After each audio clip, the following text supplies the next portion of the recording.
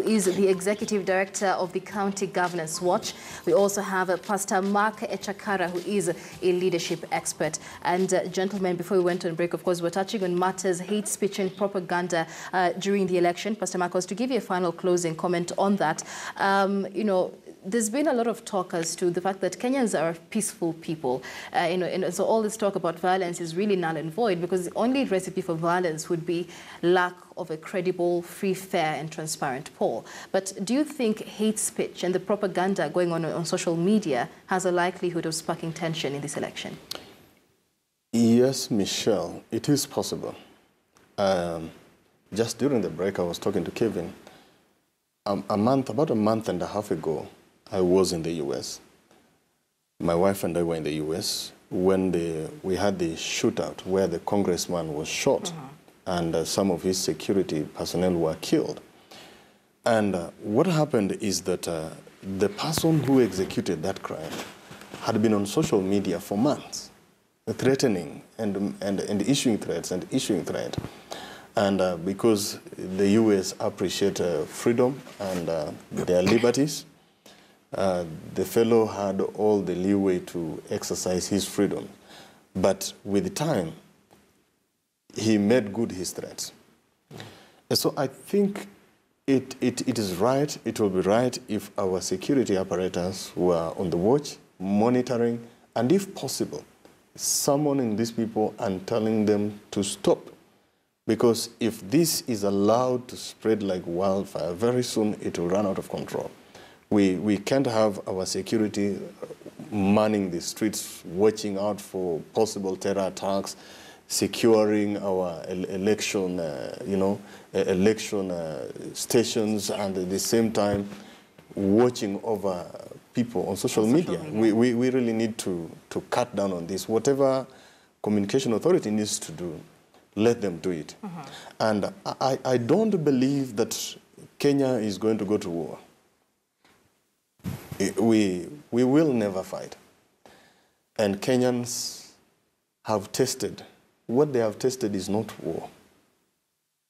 A Rwandese once talked to me and told me, nyinyi wa Kenya ni wajinga sana. Munaongea maneno ya vita kwa sababu hamjui vita.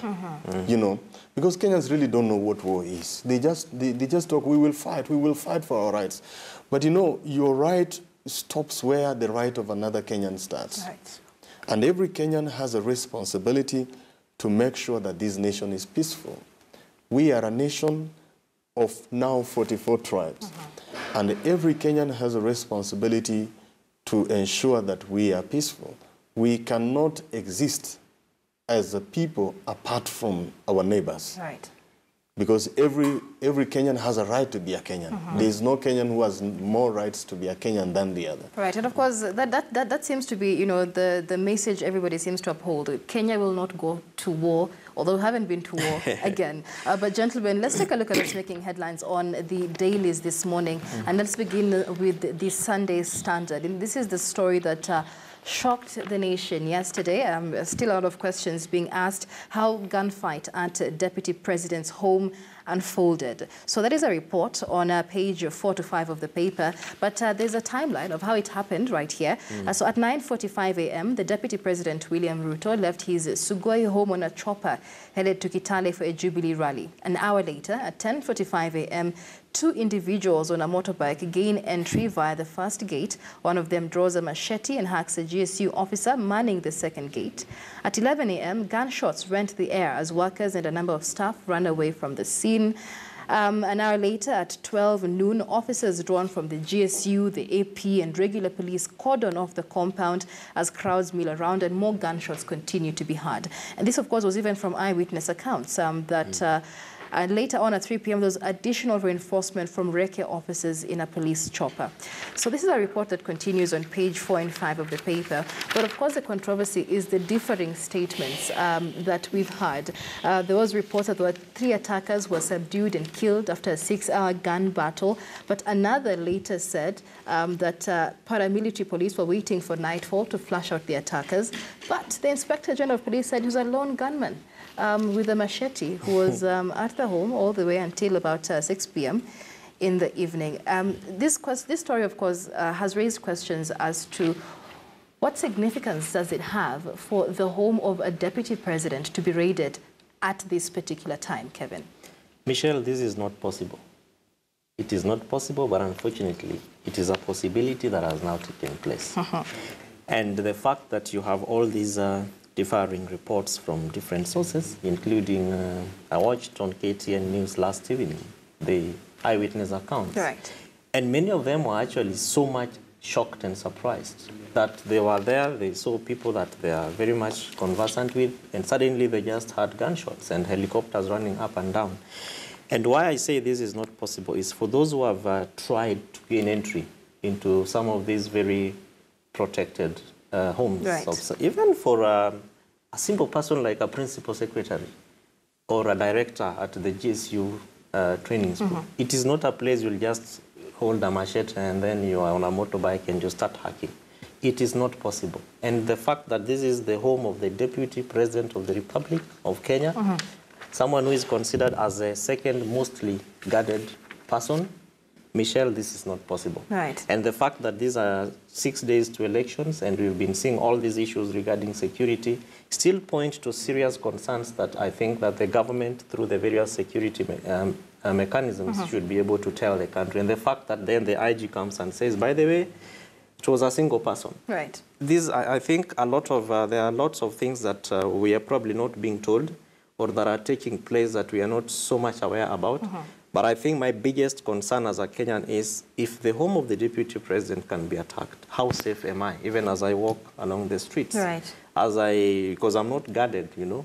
How, even as I walk into that matatu, how safe is that matatu? As I drive my car on the highways, how safe are the highways? Right. And also that also brings in another point as to, I mean, this of course was the Deputy President's home, but it's an issue of national interest because he is the Deputy President. And so these differing reports, especially the one coming from the IG, has received a lot of criticism from Kenyans, saying it was a lone, wielding, machete, wielding man. But the question is, how, Pastor Mark, in your view, should this have been handled in terms of communicating to the Kenyans as to what happened? I think, Michelle, the issue of communicating to the population, to Kenyans, what happens whenever such issues arise, has always been a challenge. Remember when we had the Westgate attack? We had the cabinet secretary addressing the press. We have the inspector general addressing the press. Everybody giving reports. So there was no clear, chain of command. There was no clear, it was not clear who is supposed, whose word is more authoritative is the final. This one comes, makes a statement. The head of the military, the chief of staff comes, he addresses the press because the military are also involved. The cabinet secretary comes, the inspector general comes. So there's a lot of confusion that is going on. But going back to what the inspector general said, I think our security personnel need to learn just basic principles of leadership, just being honest. Just tell Kenyans we have gunmen in there. We don't know how many there are, but we are doing our best to make sure that we get them. Nobody would condemn you for that. And this is something that we've seen because even with the military claims that Raila Odinga has made, we saw that, different contradicting statements coming from the Ministry of Defense as well. Exactly. That is the issue because we cannot have people attack. We cannot have one person armed with a machete and we have gunshots. How does a machete turn into a gun? So all these things, I think you just need to be honest because it raises a lot of questions about our security apparatus preparedness to secure the nation and to make sure that citizens are safe during this electionary period. All right. And I just wanted to add that, as Pastor has rightfully said, Kenyans are very good people. Just be honest with and to us, and we'll just accept it and move on, and we'll learn from it. Because I think the further you want to continue massaging this communication and what's happening, and yet people are there in this. So I think it is not in very good What makes faith. it necessary to hide the truth? And of course, in this era of social media, there's always that speculation when there's not any official communication. It's like compulsive lying, What makes it necessary to lie and to cover up the truth? If you told people the truth and they later on establish this truth, actually it helps build their confidence sure. in the police service. Sure. All right. All right. So let's move on. And on page 8 of the paper, there's an election special on the Standard this morning, which is 17 pages long, 17 pages of special election coverage. So on page 8 of the paper, NASA's strength of numbers will shame them. This is Raila Odinga speaking in Machakos County. But I wanted to relate to something you mentioned earlier, Kevin, the fact that, like you said, you went to Easy Coach and it's fully booked until the 8th of August. And it's the same situation, in many bus stations across the country, which means that there are several people who will not be voting because they're moving away from where they are registered voters. But of course, our political parties are banking on the tyranny of numbers. Yes. And so these fears and this tension before the election will have an impact on the numbers that our politicians want. Do you think this has been taken into consideration during these political campaigns? I do not think so. Because two things. One, when politicians are campaigning, and I've continually said this, and I'll continue to say it, where do people come from on Wednesday at 11 a.m. to Jaza Stadium? And you're seeing buses there, people wearing red T-shirts, and they are coming in, and they are filling up the places, Where do people come from to fill up Kericho Stadium? And you're seeing them in orange T-shirts and a weekday. So this presents a series, of course, issues of employment and, of course, interests and what drives people to be able to go to political rallies. And so I'm saying that so that I say that even as we talk about the strength of numbers, for example, in this kind of report, this is going to have a serious impact in the voter turnout. And unless serious measures are put in place to ensure that the people who are traveling actually voted, registered to vote where they are going to, and not that they're running away from the fear of fear, because the fear of fear is fear in itself. Right. And that, therefore, if people are afraid, it means that there are certain things that are not working. And during the political primaries and nominations, we saw people, passing in papers and threat messages, and it was happening almost everywhere on social media, through the print, of course, even funny stories on newspapers and through WhatsApp groups, and that was dealt with. And so from the primaries until now, we haven't seen those kind of threat messages coming up. But however, people are actually just afraid that we're not so sure about what will happen after we cast our vote. So people are moving away for safety. Right. And how safe where you are running to is also a matter of concern. Let's move along to page 11 of the paper, because that is exactly what you are speaking about. So the subheadline here is "Parents Flee Urban Areas in Fear of Poll Upheavals."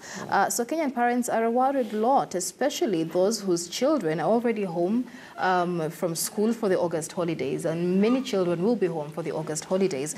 And so many parents, especially in urban areas, feel that it is unsafe to keep their children, and they are moving away. And I don't know, Pastor Mark, your thoughts on how this is likely to affect this particular election in terms of the voter turnout, because right next to that article is an article by Donald Kipkorir, which says on August 8th, we decide to go back or take a leap of faith. So where do we draw the line between taking this leap of faith and honestly just making sure that we and our families are safe and secure? You see, Michelle, the issue of security does not only lie in the hands of security apparatus. It is the responsibility of every Kenyan to make sure that their neighborhoods are safe. You see, when we see people that are inciting others, when we see people that are plotting things that are not right, that it is our responsibility to make sure that we tell them this is not right. Right. Because the police will not sense that there is somebody who is plotting an attack in Mathare. But we as neighbors can tell if our neighbor is up to some mischief, and we report. So it's also the responsibility of Kenyans and the citizens themselves. That's where it starts. Security starts with us. And the consequence of this is that, just as Kevin has rightfully put, it's not just about the children. The parents are registered voters. Right. And the question is, where are they registered to vote? And many of the political parties will go around bragging, says, we have tyranny of numbers. But you see, whichever way, wherever their people are, if they feel threatened and they run, they leave the place where they are registered as voters. And so what they presume to be their strength will, with the time, dawn on them to turn into a weakness. And to what Donald has put here, it is true. This is a challenge to all Kenyans. Because when we decide to run away, as Kevin has said, we choose to install people that are proven non-performers. Right. Because we refuse to stand and say we will stay put until we make sure that people who perform are the ones who go in. But if we run away, then we refuse to take our responsibility. And so it's about us deciding to have faith in our own processes and having faith in our security apparatus, and also each and every Kenyan taking their position and be willing to play their role. Right. I mean, speaking of having faith, let's move on to page 13 of this election special. So schools have closed 2 weeks early, and most companies will give their employees a break beginning next week. This is this week, starting this week. But the question is everything on hold until after the polls? I mean, even on social media, we have users of coined a new Kenyan proverb: we will see after the elections. Because people don't want to plan their lives after the elections. We've had travel advisories from Russia and several other countries, the UK and the US, France and Canada being among these countries. Why is it that it has to be this way, Kevin? Everything seems to be on a standstill. It has to be this way because of our the manner in which we have acclimatized ourselves regarding elections. Since 1992. Of course, it was happening, though not as much affecting almost the entire country, but greater parts of Rift Valley, Bomet areas. We saw areas from within Mount Elgon. We moved on to 1997, the same things happening. Kibera then began burning, and we saw a lot of interest in election security and how to safeguard citizens. We saw this happening in 2002 was that democratic moment when Kenyans said, we want to be one people, and now it is done and over with the election insecurity. Right. We moved on to 2007, and the worst of it happened. 2013, it happened in a few areas. Security operators were able to deal with it. Unfortunately, from 2007 to now 2017, 10 years up the ladder, we didn't learn. So it, of course, has to happen because, again, the citizens are looking at how have we been able to deal with the past. Right. Are there anything that we have been able to, is there anything that we've been able to learn from our past that then can be able to influence how we do things in the present, which is in the 2017. So people are just afraid, and they are not seeing that confidence, like all of us have already agreed, that even the security apparatus and the people who are supposed to do the right things are not just doing things right. So people are so much afraid, and they are wondering and saying, maybe I'll be much more safer back at home. So let me just head back home, carry my mattresses, carry my utensils, and go and run to safety. And how safe our homes will be is a serious concern. And the bottom line, as I think we are all saying, is running away from your area of voting at such a time as this means that you are voting for the person that is making you run away. All right. Pastor Mark. I think we should not run away. That is, to me, just the bottom line. But on the issue of travel advisories, I think our friends really need to bear with us, because our democracy is still young. Our democracy is still young in the making, because if you look at their own nations, the history of the making of the perfection of their democracy, say the US had a revolution. Right. France had a revolution. And so every established democracy had a turning point. There was a time when they went through the upheavals and the uncertainties that we are going through. And so I believe that they should be in a better position to understand the season that we are going through in the development of our democracy. Right. And we should beg for their indulgence. And I think these travel advisories continue to paint African democratic development in the wrong light. Right. I'd like us to move on to the Sunday Nation. And on the front page, there, of course, hard questions of a daring raid on Ruto's home. That still remains a puzzle. But also on the front page, Uhuru and Raila plan for tyranny of turnout. And so this is what we're talking about. Both Jubilee and NASA are crafting last-minute strategies to ensure high voter numbers in their strongholds, even as they hold multiple campaign rallies with just 8 days to the August 8th elections. The question as to whether they're factoring in the fears and the safety concerns that people have is one that will be, of course, left to debate. But let's move on to page 14 of the paper and take a look at the cartoon on page 14. This is a very strong cartoon in terms of the message it's passing across. And so we have a fire here, Moto Wakuni, with a big sufuria written empty election promises. And actually there's several fires. There's about 1, 2, 3, 4, 5 fires with big sufurias of empty election promises. So year in, year out, Kenyans are jumping from one empty election promises pot to another very burning, hot pot of empty election promises. And this is what this election is about, Kevin. Getting leaders who will actually deliver on their promises. But what message do you think this sends as to the progress of the country after every election? This is, in my view, serious disenfranchisement of the voter. And probably if we were to move to the worst bit of it, of course, the worst fire, the worst pot of these fires, would ask ourselves, why should I wake up very early at 3 a.m. to go and vote at 6? Because if this is the nature in which we are going to do things, then I think that there is just no reason. But again, Kenya is a sovereign state and we are a democratic country. So we have to go out there and install our leaders through a voting process. Right. So this, therefore, in my view, presents the question of accountability and just being a good leader. When you make a promise, please deliver on the promise, because you have all the supporting legislations and the resources are there for you to just do the right thing. And if you cannot be able to do it, let people know, like we have all said, be honest with the people and say, I was unable to tarmac this road because I thought this was a much more of a better priority, so putting this and that. And Kenyans will understand, other than taking us through this kind of circus, which is not very progressive. Absolutely. Pastor Mark, as we wind up. Yeah, just as Kevin has rightfully put, looking at this, I see it just goes back to the issue we had just discussed just before this, on people running away from taking responsibility. When we run away from taking responsibility, this is the cycle that we subject ourselves to, because we refuse to, we decide to run away and refuse to take our position so that we make sure that the right people are in leadership. When we run away, this is what happens. Right. We are treated to a cycle of empty promises and no deliverance.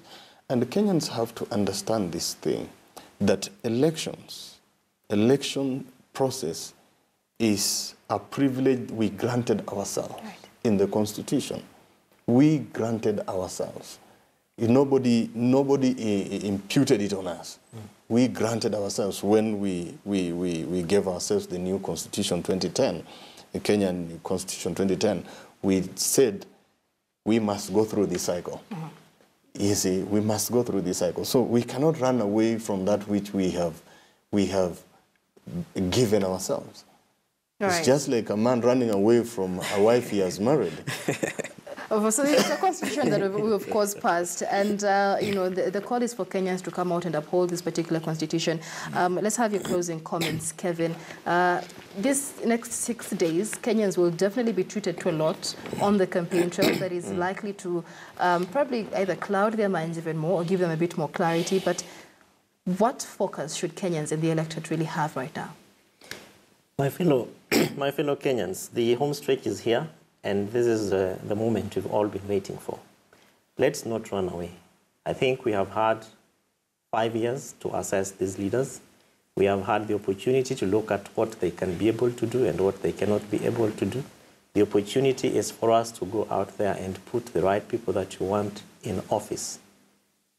So this is our opportunity. This is our moment. Let us go and do what is rightfully important for us to do. We have 6 days left. Please don't run away. We will continue to ensure that security is put in place. I attended the IEBC conference that was at Bomas, and many of the speakers who were putting the chairman to task, because that was his statement to the nation, spoke about security. And we are sure that between now and election day, the government and the institutions that are responsible to ensure that elections take place are going to do what they are supposed to do. So let's ensure that we will be able to do what we need to do, and also to just have Kenya move on. Move forward. All right. August. Pastor Mark, your closing comments. My fellow Kenyans, we have said so many things. And every single day, we keep on hearing stories that cause us to be disenfranchised and to lack confidence in our own processes. But I want to say to us that Kenya is our country, and each and every one of us has a responsibility. You must be prepared as an individual to pitch in and to play your part. Nobody will play your part for you. Your neighbor will not vote for you. Your sister, your brother will not vote for you. As long as you are registered as a voter, you have a personal obligation to this nation, to your generation, and to generations yet unborn.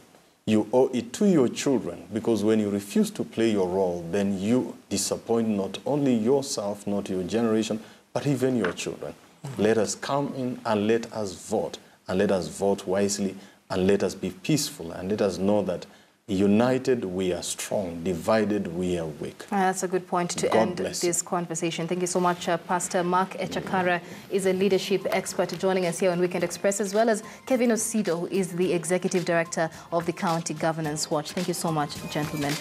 And that conversation brings us to a close on the show this morning. We thank you for being part of this discussion. My name is Michelle Ngele. Do have yourselves a wonderful morning, and do stay tuned to KTN News. Ben Kitili will be with you in about an hour or so with his panel on Sunday edition. Good morning.